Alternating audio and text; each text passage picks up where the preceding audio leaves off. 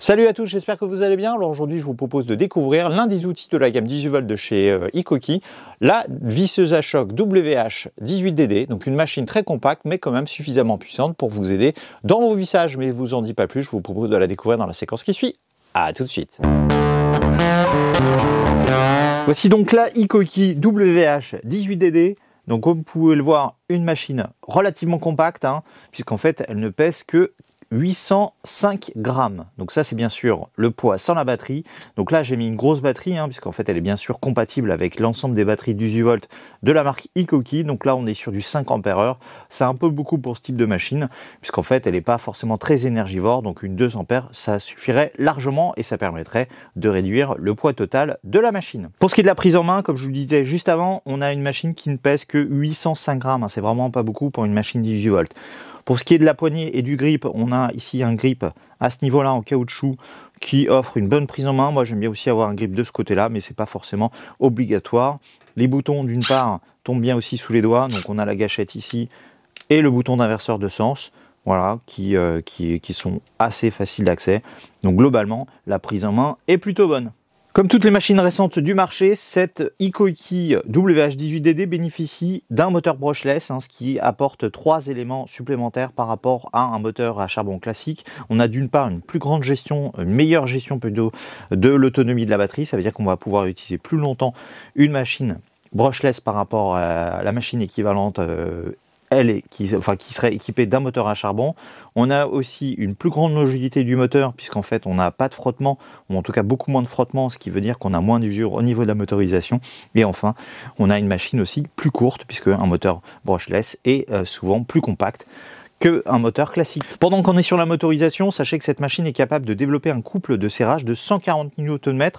Donc c'est quand même relativement important pour une machine aussi compacte. C'est pas forcément la plus puissante du marché, c'est certain, mais 140 Nm, ça permet déjà de faire pas mal de choses. On le verra tout à l'heure dans la démonstration. En ce qui concerne la vitesse de rotation, on est sur du 3200 tours par minute avec une cadence de frappe de 4000 coups par minute. Donc là, ce sont des valeurs plutôt importantes par rapport aux autres modèles du marché. Pour ce qui est du porte-embout, rien de nouveau. C'est un modèle assez classique. Comme d'habitude, je vous conseille d'utiliser des emboulons avec une encoche qui permet de bien maintenir l'embout en position durant le vissage ou le dévissage. Donc là, pour l'utiliser, c'est très simple.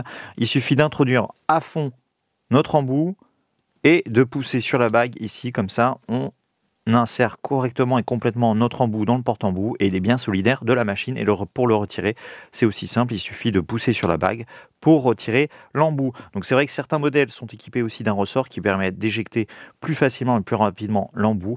Donc là, on est sur un modèle un peu plus basique, c'est un peu dommage, mais bon, c'est pas très grave puisque ça se fait quand même relativement bien à une main, vous voyez. Je l'enserre à une main et je le retire à une main. Ça se fait très bien, sans difficulté. Et pour voir ce que donne cette machine, je vous propose de commencer un petit test avec une vis de 4 mm de diamètre, une empreinte torx. D'ailleurs, c'est ce que je conseille lorsqu'on utilise une visseuse à choc.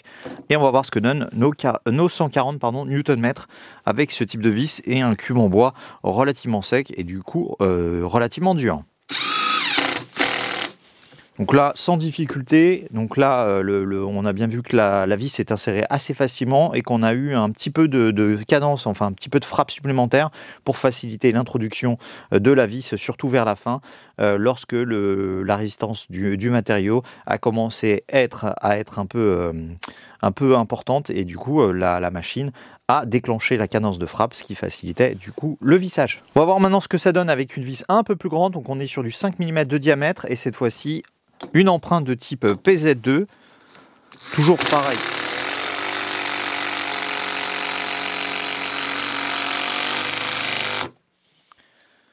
Donc là, on voit qu'on a eu un peu plus de mal, et encore, c'est juste une question de temps, puisqu'en fait, moi, j'ai pas forcé plus sur la machine, et donc du coup, elle a réussi à visser correctement notre vis, qui était un peu plus grande aussi, dans ce matériau, qui est quand même relativement dur. Et enfin, un dernier test pour la route. Donc cette fois-ci, on est sur une vis de 6 mm de diamètre. Et là, j'ai dû adapter le porte-embout, puisqu'en fait, enfin, plutôt l'embout, puisque là, je suis sur du PZ3. Vous voyez, un vissage nickel, sans difficulté et surtout sans forcer. Comme vous avez pu voir, c'est une machine très compacte et aussi très légère, puisqu'en fait 800 grammes, c'est vraiment pas beaucoup pour une machine 18 volts. Ça va vous permettre en fait de pouvoir la transporter facilement et de l'avoir à bout de bras sans trop vous fatiguer. Pour ce qui est des caractéristiques, c'est vrai qu'on n'est pas sur la machine la plus performante, la plus puissante du marché. 148 Nm, c'est pas énorme, mais couplé à une vitesse de rotation de 3200 tours par minute et une cadence de frappe de 4000 coups par minute, ça peut largement vous suffire pour visser des vis imposantes, que ça soit en taille ou en diamètre, dans des matériaux durs. Pour ce qui est du prix, sachez que cette machine est vendue aux alentours de 99 €. Donc ça, c'est le prix de la machine seule, c'est-à-dire sans chargeur ni batterie. Mais sachez qu'elle existe aussi en pack avec des batteries et aussi une perceuse visseuse. Donc si ça vous intéresse, je vous mettrai dans tous les cas en description la référence de ces deux produits, de ces deux packs, tout simplement, chez les commerçants qui proposent les meilleurs prix. Donc pour résumer, c'est quand même une machine compacte, relativement performante, puisque en fait c'est pas forcément la plus performante du marché, mais en tout cas avec un bon rapport poids-puissance et surtout un prix très intéressant, 99 €.